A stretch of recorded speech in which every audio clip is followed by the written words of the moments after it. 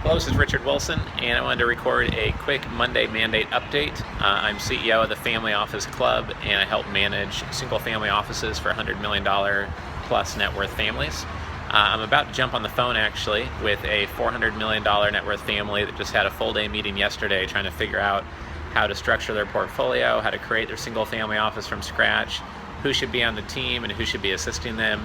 I was trading emails with the person they've hired to kind of organize all of this, but he's feeling a little bit overwhelmed. And we're going to get on the phone for a couple minutes here just to talk about what direction they're heading in, just to give them some feedback. The real thing I wanted to focus on today for the Monday Mandate update was just feedback from one of our single family office clients on the trade-offs of off-market deals. Many times they're waved around as this proprietary high-value thing, but we found with some clients that they're not a good thing. For a few reasons, so I wanted to go over that. First of all, what's obvious to most of you are these first bullet points of why off-market deals are great, or can be.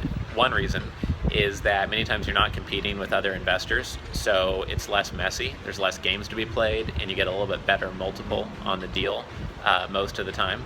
Also, when you're dealing with an off-market deal, you many times can take your time developing a real relationship and taking your time on due diligence, getting to other vendors, using their product, figuring out the industry and their competitors, and taking a little bit more time doing that, not feel too rushed, because you're not competing with the deal for closing the deal against other investors. The other benefit of getting off-market deals is that typically the only way to consistently get them is to focus on an industry, and there's a lot of valuation, due diligence, and strategic benefits when you focus on an industry to get those off-market deals in the first place. What's not as obvious is the downsides of off-market deals, and there's really two. One is that with an off-market deal, the person wasn't looking to sell when you approached them. If they were, it would have been on market. They'd be talking to multiple investors. So by not looking to sell, that might mean their financials are not in order. It might mean their house is not in order. It might mean that their operational processes have not been documented, that they haven't mentally thought through what they think their company is worth or what they need to get for it. It could mean that there's a lot of work that's going to be needed to be done by you to develop that off-market deal into an actual deal that gets closed that would usually be done by a sell-side broker.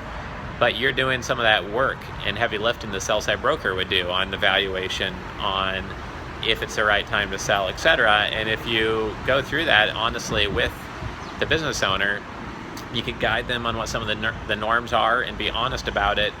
You can get a good multiple, a better multiple than if it was on market, while still adding value to them on realistically what their company is worth, realistically how to get the deal done. And hopefully, the strategic benefits are big enough for them. They don't want to mess around with having to go to a sell-side broker and shopping the deal all around. The final thing I wanted to mention about off-market deals is that it really cuts both ways on the perception. In my mind, some people hear off-market deal and it can be a great thing, an excellent, unique thing. It takes a lot of hard work to produce, and some people are just going to say, oh, I don't want to waste my time with that. I want people that are ready to sell now. I want to see financial statements. And they might not want to spend any of their time looking at a teaser of a deal when, okay, we met with the company CEO, he might be willing to sell, but for family offices that look at a very high volume of deals, they might say, well, bring me something when it's serious, and I don't want to waste time developing relationships for 6 months. I want to get a deal done now.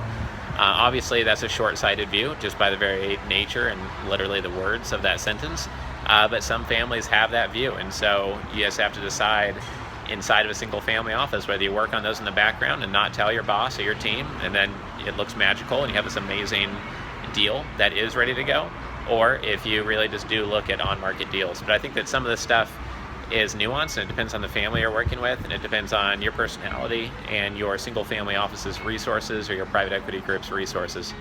So I hope you enjoyed this Monday Mandate update. This is Richard Wilson from the Family Office Club, and I'll see you on the next one.